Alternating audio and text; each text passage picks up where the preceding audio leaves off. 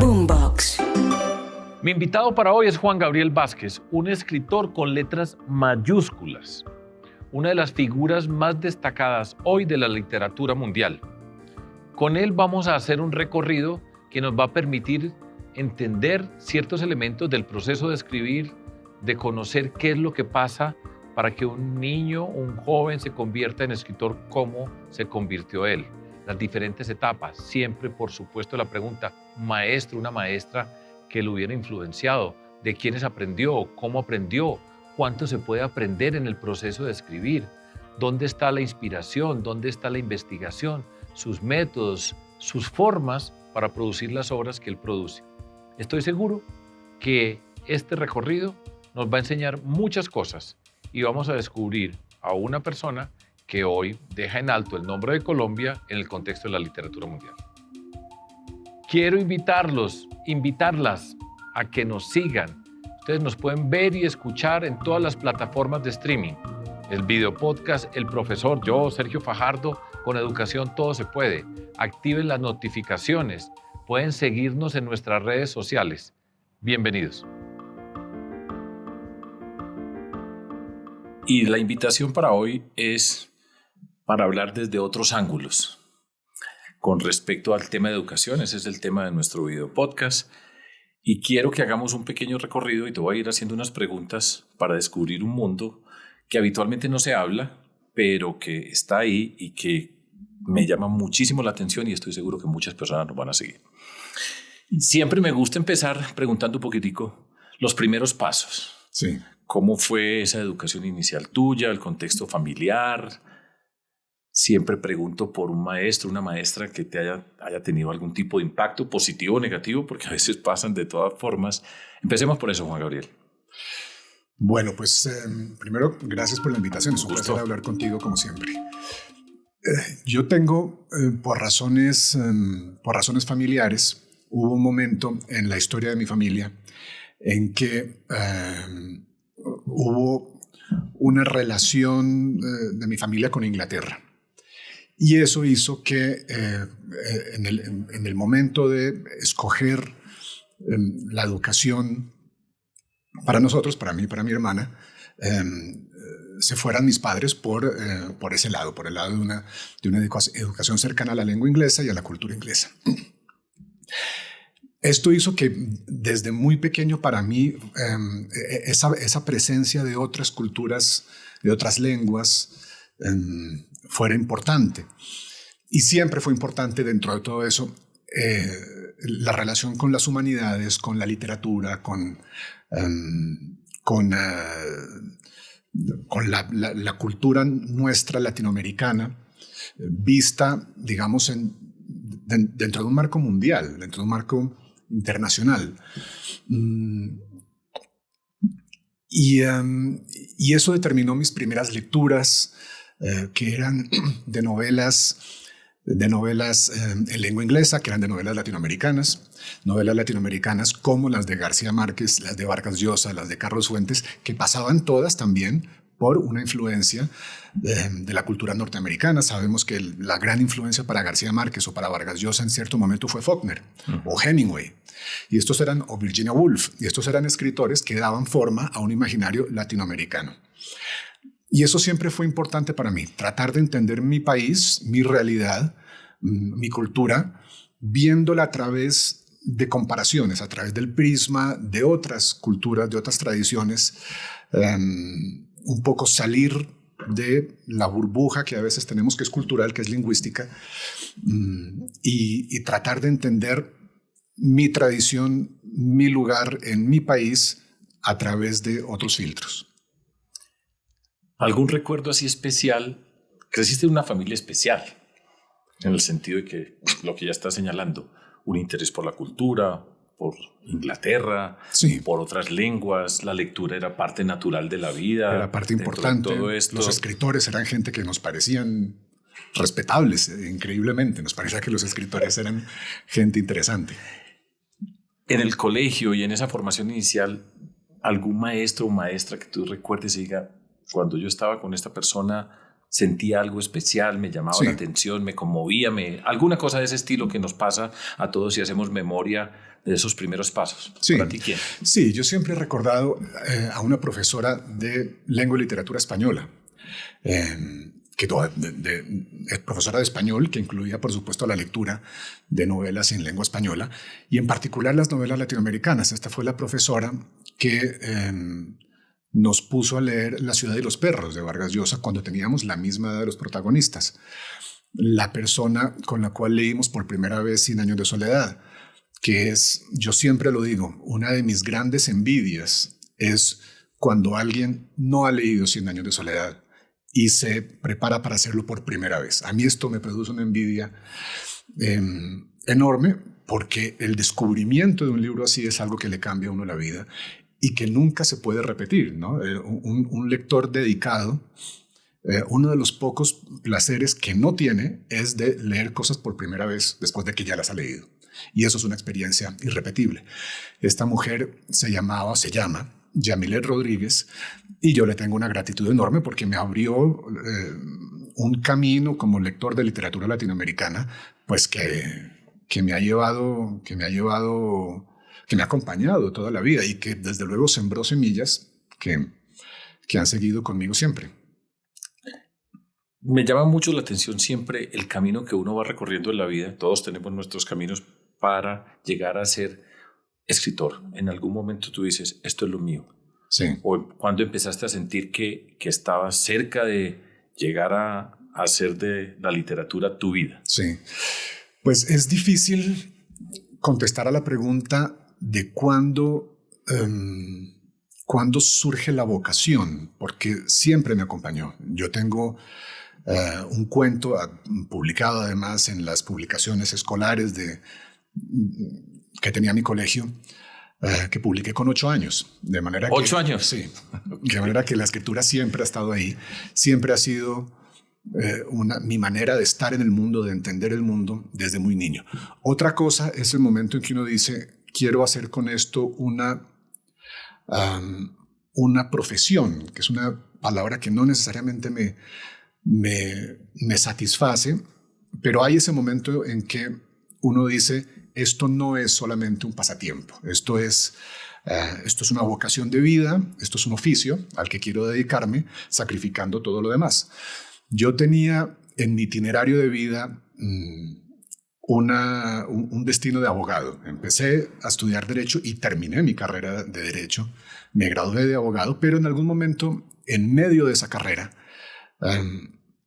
algo me pasó en la cabeza que me hizo decidir que eso de la literatura no era para mis tiempos libres, sino que era el centro de mi vida, era lo único que me interesaba y que tenía que tomar ciertas decisiones para reorganizarme en función de la literatura, hacer que la literatura fuera realmente en términos prácticos, no solo en términos espirituales, por decirlo así, el centro de mi vida.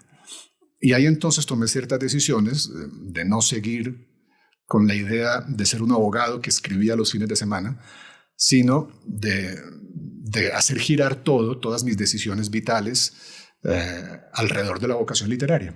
Y eso sí tengo muy claro cuándo sucedió.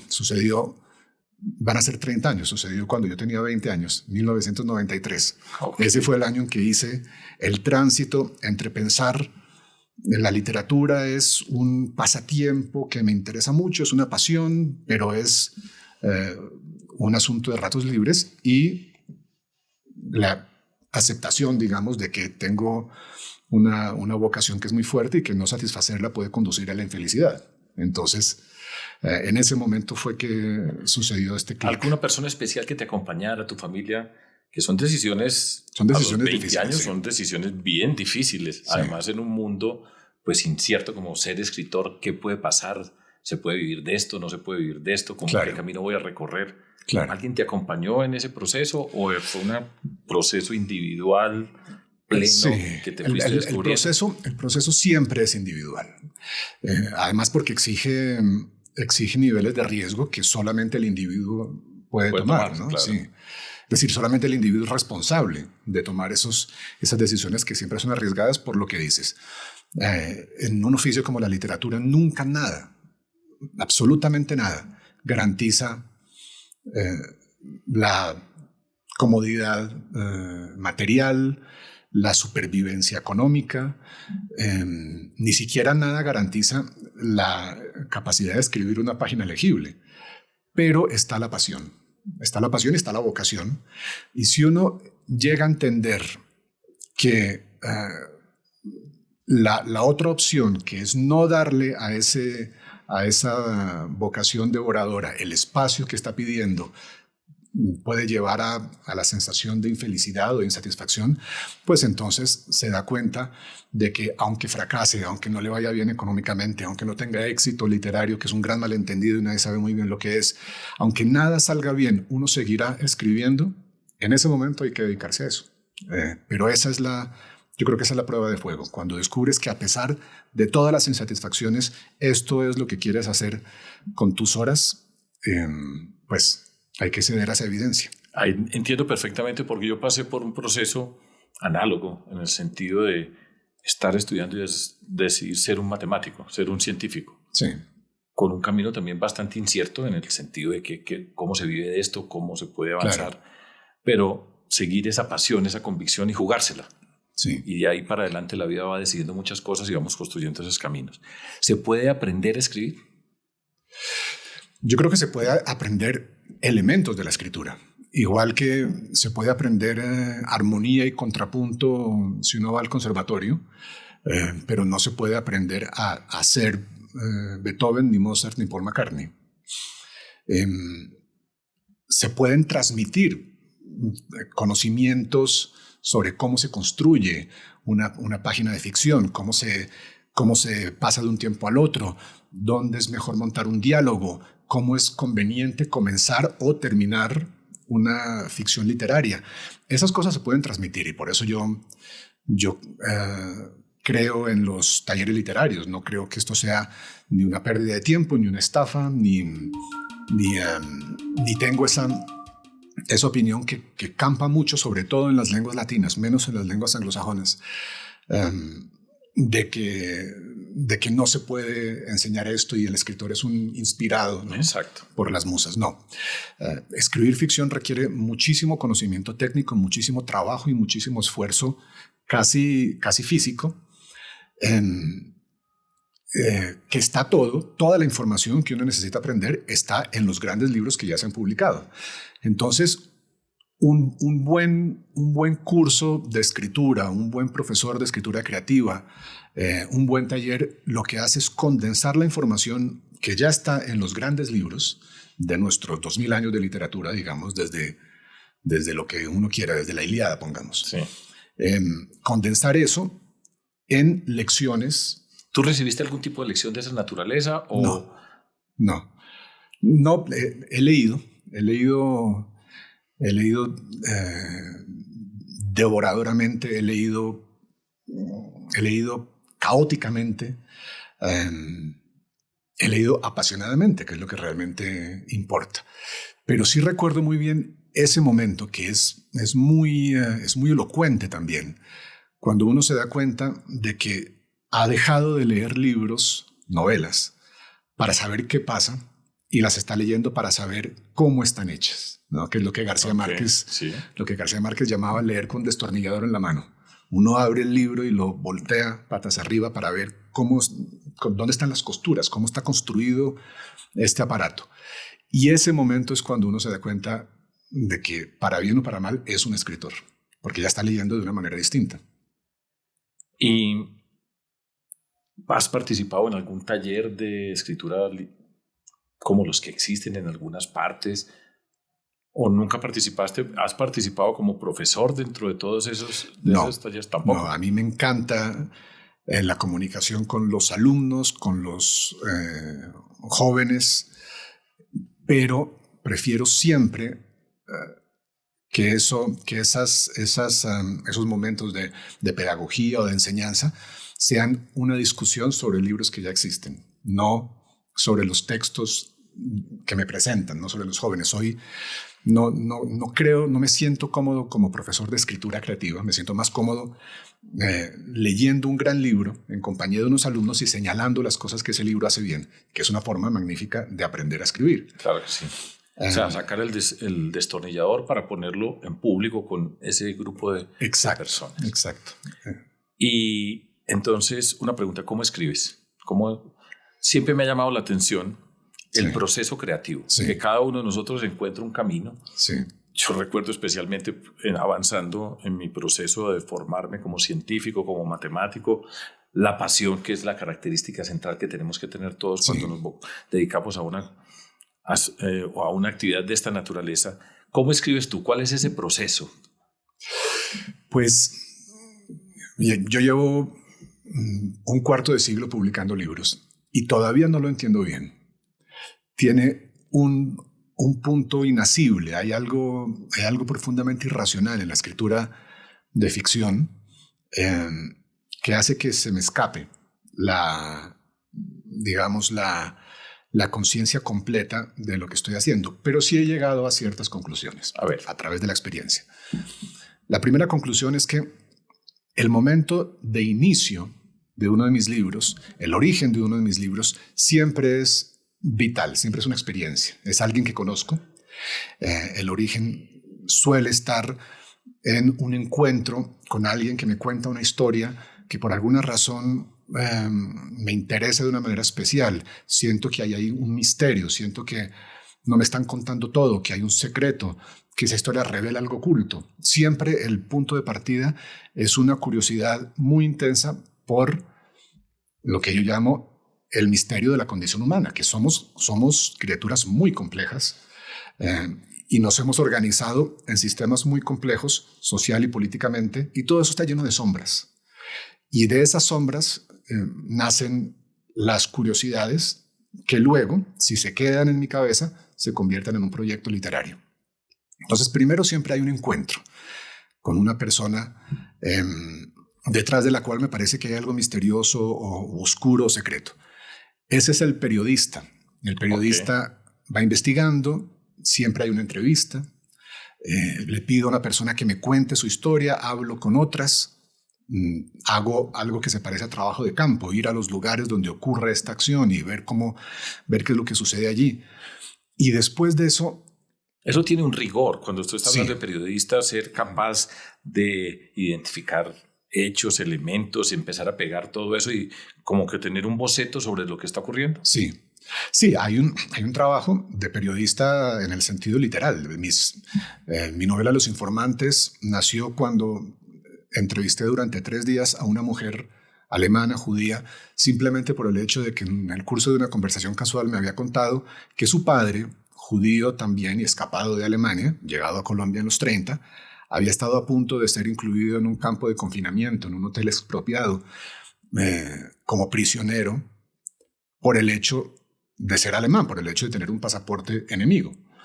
Entonces ella me cuenta esto en una comida y a mí no me quedó más remedio que decirle, podemos hablar un poco más, y entrevistarla durante 3 días. Mi novela sobre Sergio Cabrera, Volver la vista atrás, sale de 7 años de conversaciones con Sergio Cabrera, en las cuales yo me sentaba como periodista a hacerle preguntas y a oírle la historia de su vida. Entonces, esto siempre es el punto de partida, que es una curiosidad humana. Claro. El método es periodístico, pero es una curiosidad humana. Y después de eso, suele haber un historiador que entra y consigue documentos y busca datos y llena con información el marco social, el marco político de la vida de ese individuo con el que comenzó el asunto. Mis novelas suelen hablar del pasado, los años 40 en Los Informantes, casi todo el siglo XX en Volver la vista atrás, nuestros años 70, 80, 90 en El ruido de las cosas al caer. Entonces hay un grado de historiografía allí, de investigación histórica. Y después de todo eso entra el novelista. Y la única tarea del novelista, o lo más importante, es tratar de contar sobre este asunto en particular todo lo que ni el periodista ni el historiador pueden contar. Es decir, tratar de que el lector, cuando lea la novela, sienta esto no me lo había podido contar nadie más. Ni un historiador ni un periodista. Esa para mí es la única regla de oro de la novela. Es contarle al lector algo que solo la novela pueda contar. En el mundo de la literatura siempre hay editores que son como los que corrigen o miran. Y tú empezaste a escribir a los 8 años. Sí. Y hasta el día de hoy. Dentro de todo ese proceso, ¿has tenido personas que hayan jugado un papel y decir, bueno, mire, vamos a mirar este tipo de cosas, cómo recibes esas observaciones sobre lo que tú estás escribiendo y realmente te han enriquecido? ¿O cómo tomas ese proceso de exponer un trabajo para que otra persona lo mire y haga unos comentarios y sugerencias? Sí, esto también es de las cosas que dividen nuestras culturas. En la cultura anglosajona, la figura del editor es muy importante y los editores históricamente se reconocen y los lectores sabemos que a tal escritor lo editaba tal persona. Exacto. Y a Hemingway y a Fitzgerald los editaba un tipo que se llamaba Maxwell Perkins. Y esto lo sabemos porque tienen una intervención muy activa en el proceso creativo. El escritor sabe que cuando entrega un manuscrito, nunca el trabajo ha terminado ahí, porque hay siempre inconsistencias, problemas, defectos, maneras de mejorar eso. Y un gran editor es el que logra que el libro final se parezca un poco más al proyecto inicial que había en la cabeza del escritor que cuando el escritor entregó su manuscrito. En nuestra tradición latina, esta figura es menos importante, porque los escritores tienen la idea de que la inspiración es más importante o porque tradicionalmente se han sentido más infalibles. Hay una relación directa o hay una relación más fuerte, creo yo, del escritor con su ego, si quieres, que en la tradición anglosajona, y el escritor normalmente está mucho menos dispuesto a aceptar grandes cambios. Yo he tenido mucho cuidado de eso. He tenido la fortuna de contar con grandes editores que son lectores extraordinarios, que tienen gusto, que tienen información, que tienen cultura y que tienen herramientas para aconsejar cambios, correcciones, hacer sugerencias que son muy útiles. Y siempre he tenido mucho cuidado de recordar que un escritor con frecuencia es el peor juez de sus propios libros, porque invertimos demasiado en ellos. La inversión de energía, de emociones, la posición de vulnerabilidad en que uno se pone es tan intensa que con mucha frecuencia se adoptan actitudes defensivas o nos negamos a reconocer los problemas o los defectos de un manuscrito, y una mirada ajena que pueda señalar mejorías siempre es un privilegio. Yo he tenido ese privilegio. En Colombia, Carolina López es mi editora, y en España Pilar Reyes, y son dos lectoras extraordinarias que invariablemente han mejorado siempre mis libros. Me parece muy interesante esa observación. Tú eres de una generación, y yo recuerdo las discusiones que había en el tiempo, y era después de García Márquez, lo que significaba la influencia de García Márquez para todos los que querían ser escritores. Sí. Tú has tenido un universo muy amplio, una educación muy amplia en la literatura, en diferentes culturas, has vivido en otros países, has tenido una experiencia muy diferente a un escritor que está, por ejemplo, toda su vida aquí en Colombia. ¿Cómo manejaste o cómo has sido capaz de navegar todas esas influencias de escritores que admiras con pasión, con convicción? Yo leía que tú has sido un gran admirador de Joseph Conrad. Todas esas personas que has leído, en particular el García Márquez, que era pues la marca para todos nosotros, pues el Nobel. Sí. ¿Cómo has manejado toda esa influencia tan tremenda que para muchos significó un obstáculo insalvable para pretender ser escritor? Sí, lo de García Márquez es muy interesante. Hay pocos casos en nuestro tiempo de tradiciones literarias tan determinadas por una sola figura. En Latinoamérica no hay otro caso como el de García Márquez, salvo probablemente el de Borges. Espacios literarios, tradiciones literarias, donde al joven escritor que comienza, siempre o casi siempre se le hacía una pregunta que literalmente o no venía a decir: pero usted, ¿cómo se atreve a escribir después de esta figura, ¿no? Después de García Márquez o de Borges, después de 100 años de soledad o de los cuentos de ficciones y el Aleph? Yo durante muchos años traté de pensar en este asunto de la influencia en los términos siguientes. Pensaba, se debe todo a un malentendido. El malentendido es que la influencia es involuntaria y por lo tanto, si uno nace dentro de las fronteras de un país, recibe involuntariamente la influencia de una figura cuando esa figura tiene la estatura de estos que estamos hablando. Y decía, el malentendido consiste en creer que esto es involuntario, cuando en realidad la influencia para un escritor con cierta vocación y con cierto conocimiento de su tradición, la influencia es algo que se escoge. Uno tiene unos fantasmas en su cabeza, tiene una noción muy abstracta, misteriosa del mundo que quiere contar, y el conocimiento de su tradición le permite escoger las influencias que le dan mejor forma a ese imaginario. Eso fue exactamente lo que hizo García Márquez. García Márquez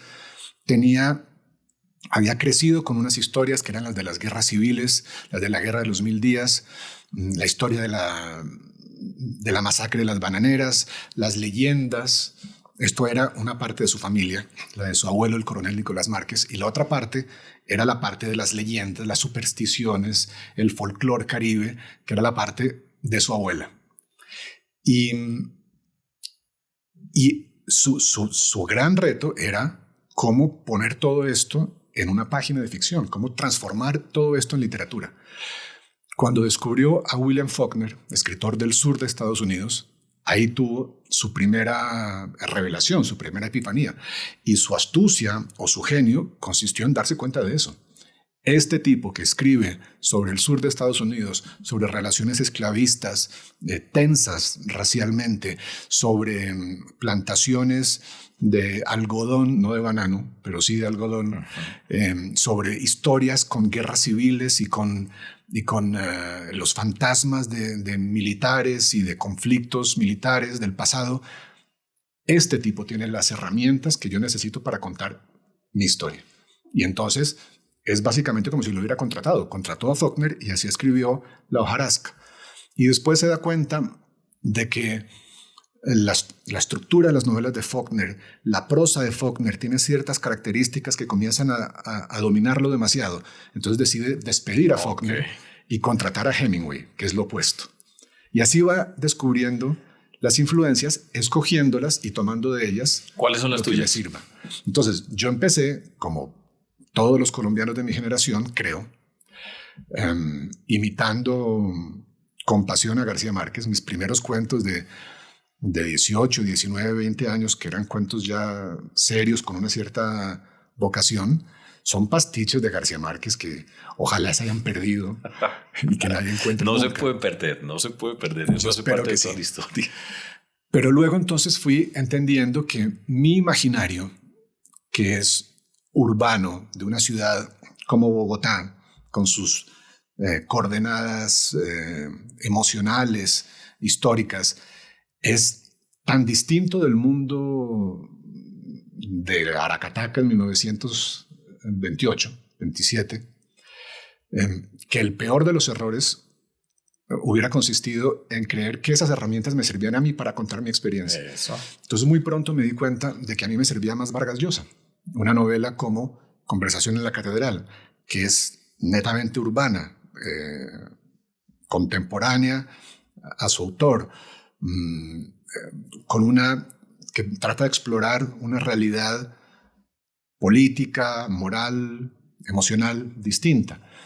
Entonces descubrí a Vargas Llosa. Luego descubrí que un escritor norteamericano, Philip Roth, había escrito novelas que querían hacer lo que yo llevaba años queriendo hacer con ciertas historias, ciertas ideas, que es contar el espacio donde se une lo privado y lo público, el espacio donde nuestras vidas individuales reciben la influencia o el impacto enorme de la historia y de la política y cambian.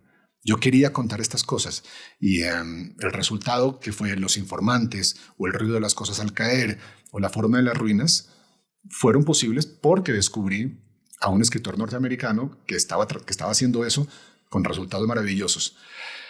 Y luego vienen los demás, que son muchos. Las presencias en mi panteón personal, digamos, una es Conrad, otras son los rusos. Los rusos me importan muchísimo: Dostoyevsky, Tolstoy, Chekhov. Una escritora como Virginia Woolf para mí fue tremendamente importante en algún momento de mi vida. Un escritor como Juan Carlos Onetti fue importante en otro momento de mi vida. Y uno va avanzando así, tratando de escoger a sus maestros, escoger a sus profesores. Pero sin quedarse prisionero de ninguno. Pero sin quedarse prisionero de ninguno. Y tratando de recordar siempre que la originalidad no consiste en no parecerse a nadie. La originalidad consiste en parecerse a cuantas más personas, mejor. Cuantas más obras, cuantas más escrituras, cuantas más estéticas invadan la nuestra y la enriquezcan, más fácil es llegar a una voz propia, a algo que se parezca a una mirada propia.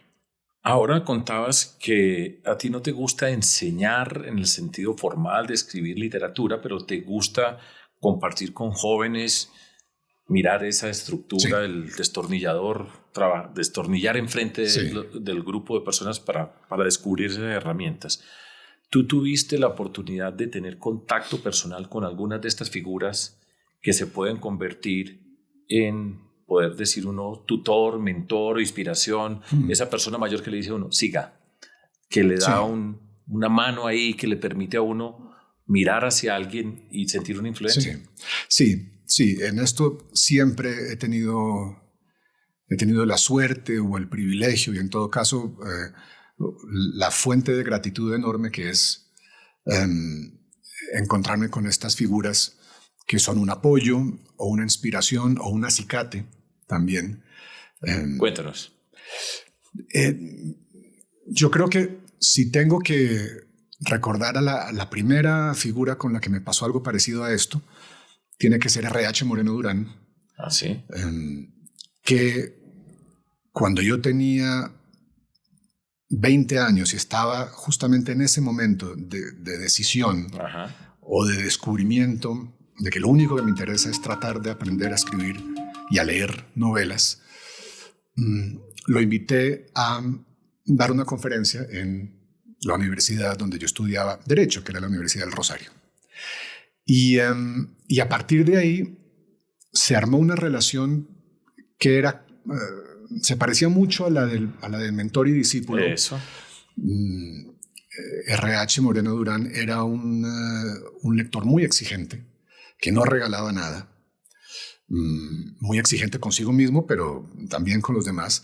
No admiraba con facilidad, de hecho se le daba difícilmente. Y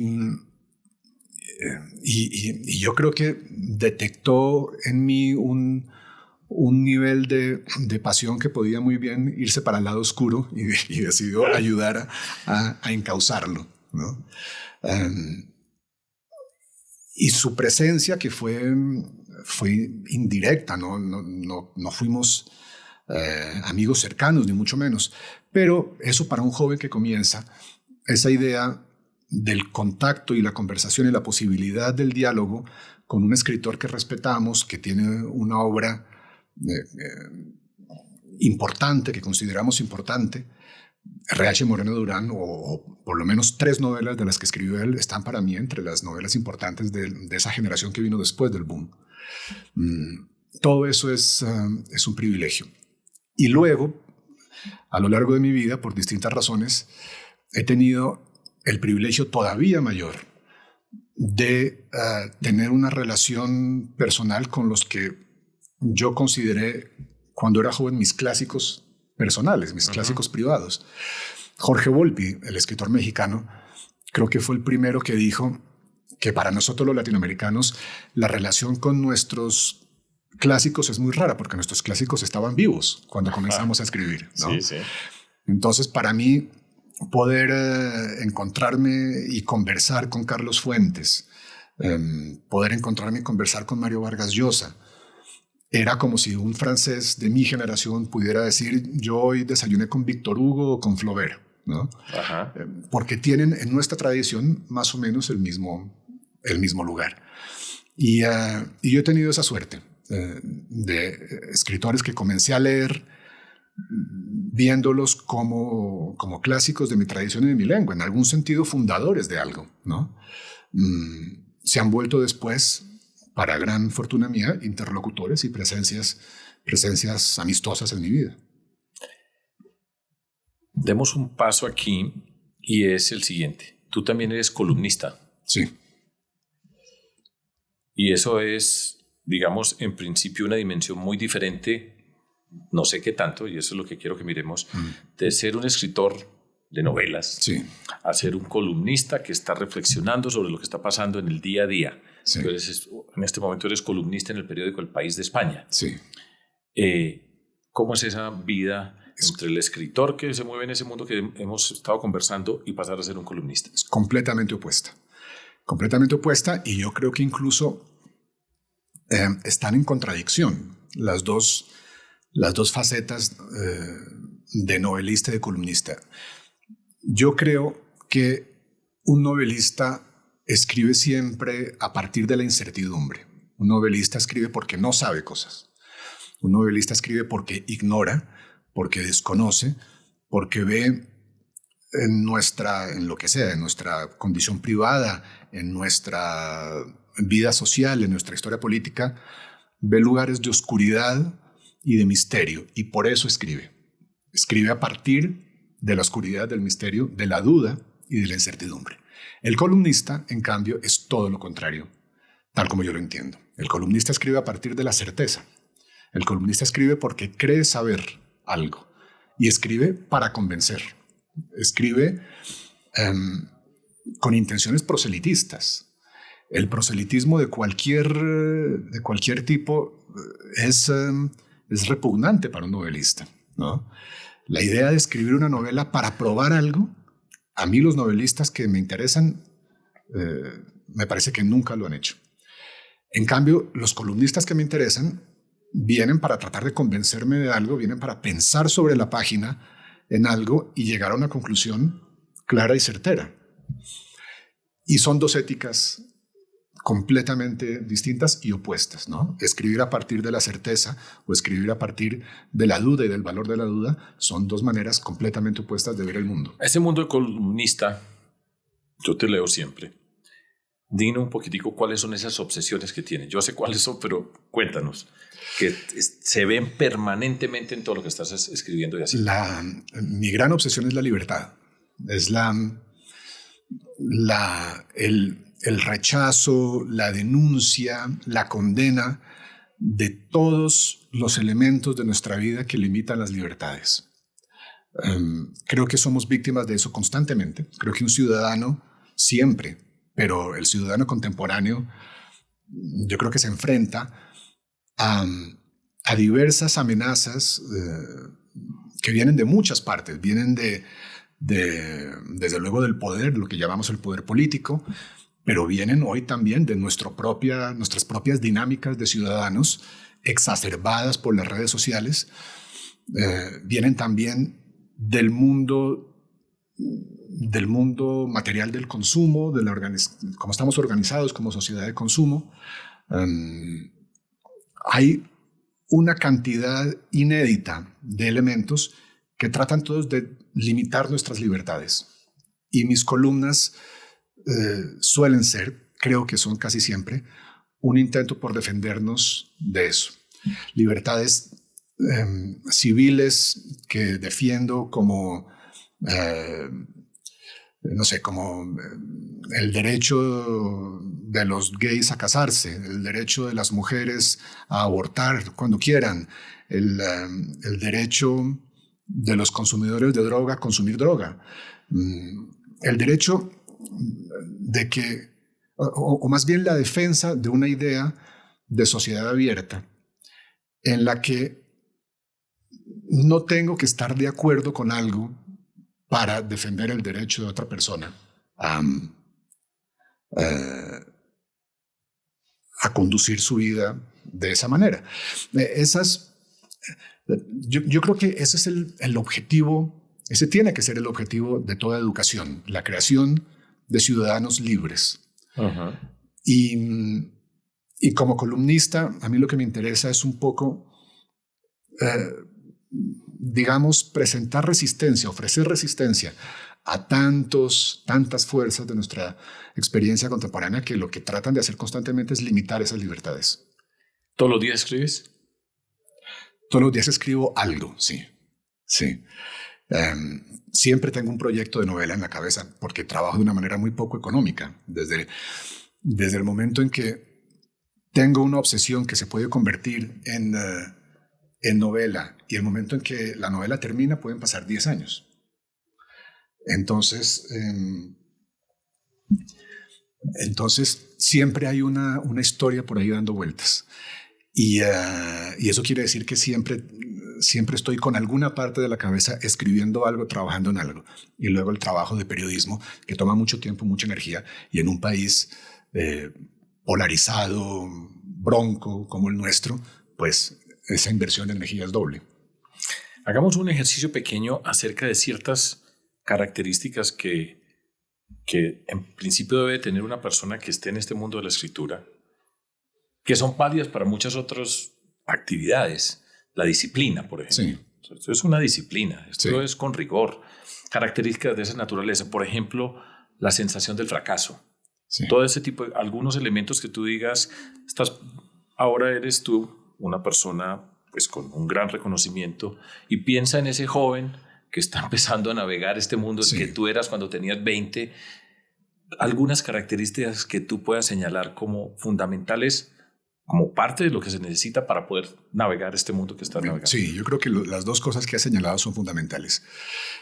Primero, el desarrollo de una relación amistosa con el fracaso. El fracaso, por un lado, es una fuente de crecimiento enorme.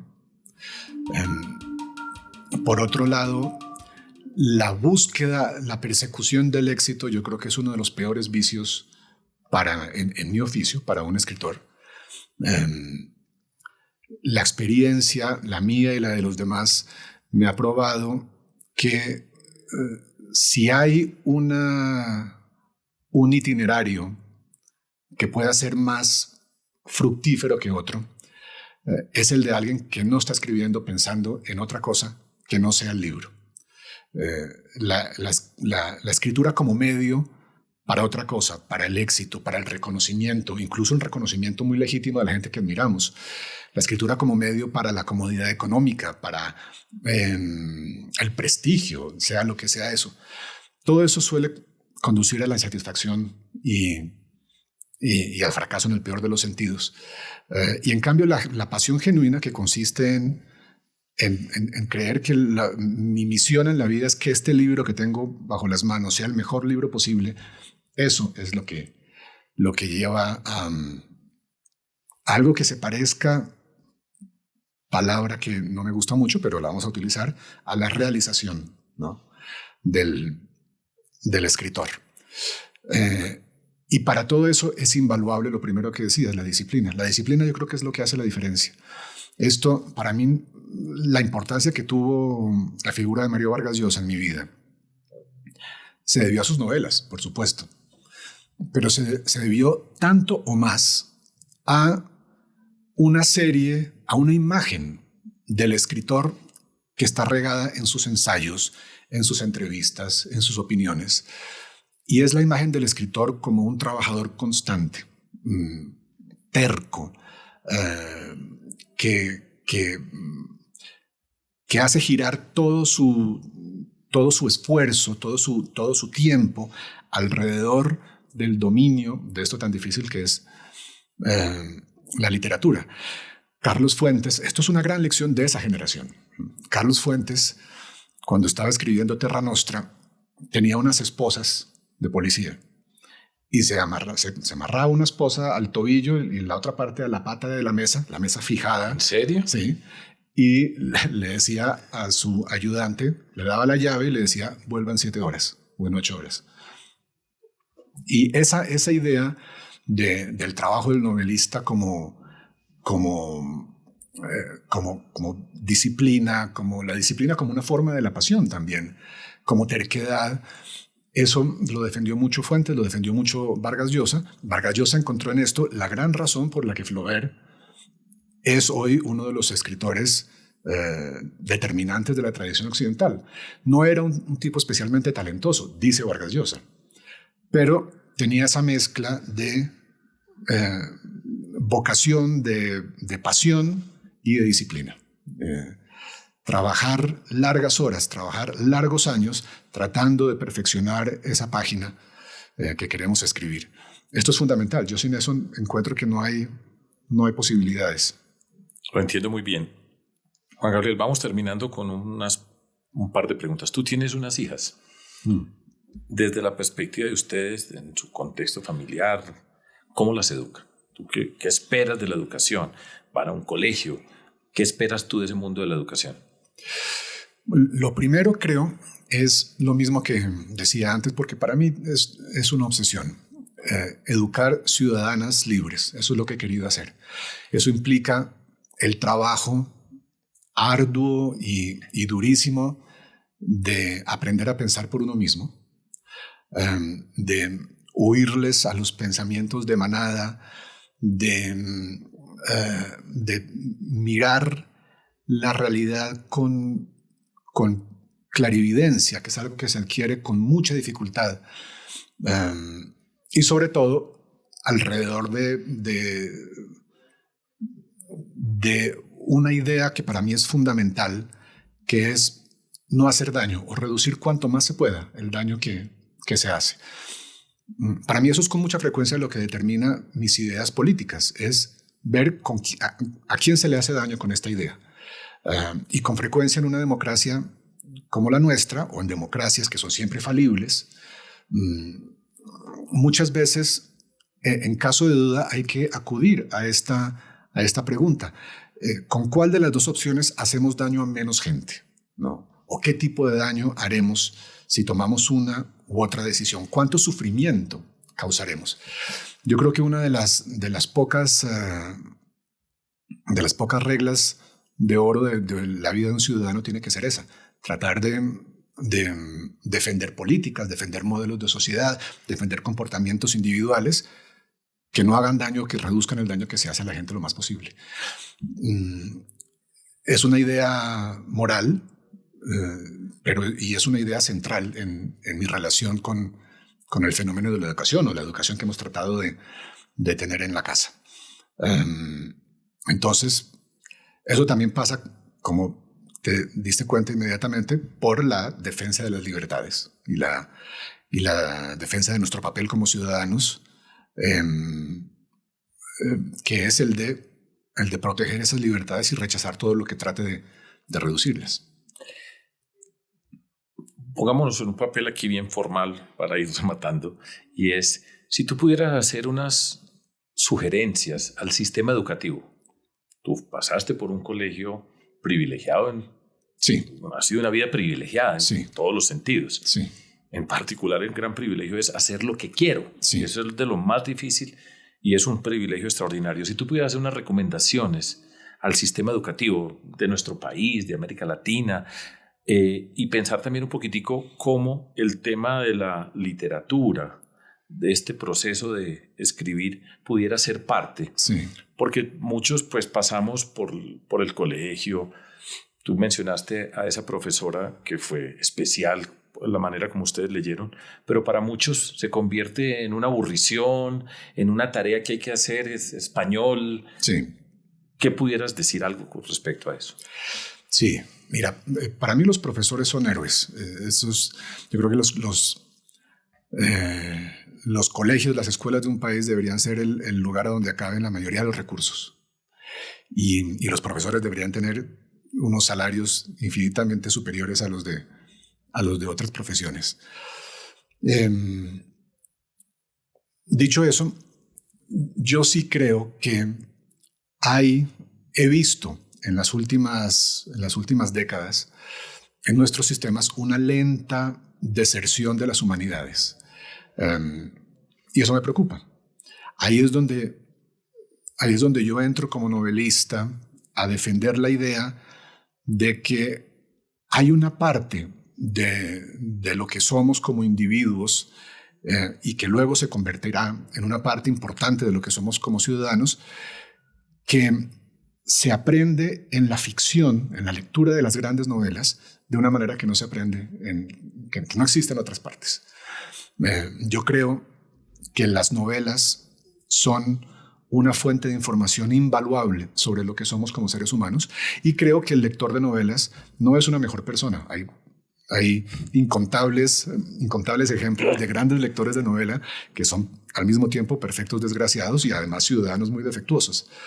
Pero sí creo que el conocimiento que se encuentra en las novelas nos permite algo que es invaluable para cualquier tipo de cooperación cívica, que es la capacidad de imaginar al otro. Okay. Imaginar por qué el otro no está de acuerdo conmigo, imaginar cómo es la vida de otra persona, cuál es su experiencia vital que determina sus opiniones, más si es mi contradictor.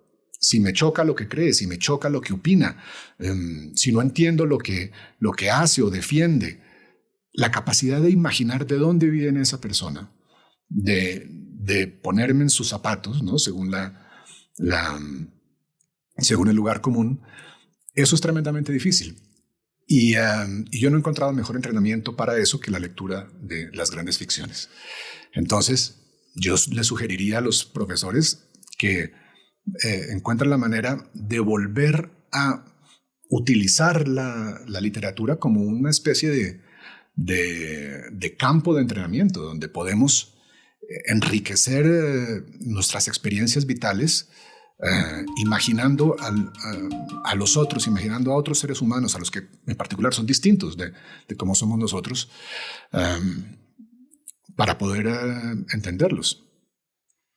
Muchas gracias. Bueno, un placer. Muchísimas gracias, Juan Gabriel. Un placer. Un gusto. ¿Qué tal les pareció la conversación con Juan Gabriel? A mí me parece muy emocionante realmente ver y descubrir qué es lo que hacen personas que tienen esa capacidad extraordinaria de crear en el más alto nivel. Él es un ejemplo de esas personas, un escritor, como dije al comenzar a presentarlo, con mayúsculas. Es mucho lo que podemos aprender. Yo no sé si podemos ser y cuántas personas pueden llegar tan lejos, pero nos muestra un camino, nos muestra una ruta, nos muestra unas alternativas. Y lo que sí estoy seguro es que tienen que leer los libros de él, son buenísimos. Ahora quiero además invitarlas a que nos vean y nos escuchen en todas las plataformas de streaming. El video podcast, el profesor, yo, Sergio Fajardo, con Educación Todo Se Puede. Activen las notificaciones, nos pueden seguir en nuestras redes sociales. Están muy bienvenidos, muy bienvenidas.